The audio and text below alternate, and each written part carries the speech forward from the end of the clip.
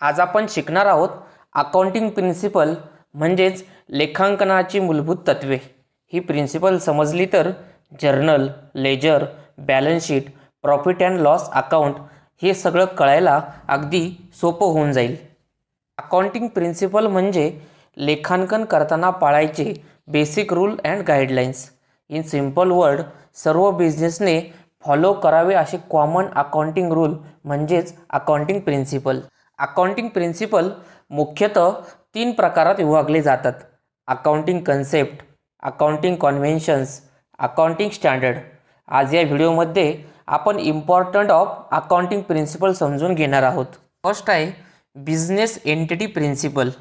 Business entity principle म्हणतो की business आणि ओनर हे वेगळे असतात। ओनरचे पर्सनल खर्च बिझनेसच्या अकाउंटमध्ये दाखवले जात नाही।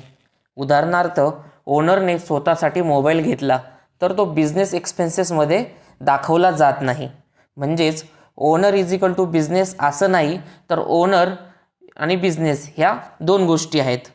सेकंड आहे मनी measurement principal.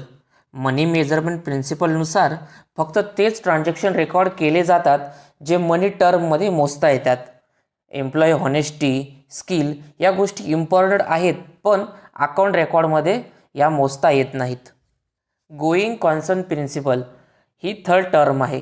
Going concern principal assume करतो की बिझनेस भविष्यातही चालूच राहणार आहे, म्हणजेच बिझनेस आज बंद होणार नाही, म्हणून असेट लॉंग टर्म यूजसाठी खरेदी केले जातात। Fourth, cost principle. Cost principle सांगतो की असेट अकाउंटमध्ये परचेस प्राईजवरतीच दाखवले जातात, मार्केट व्हॅल्यूवरती दाखवले जात नाही।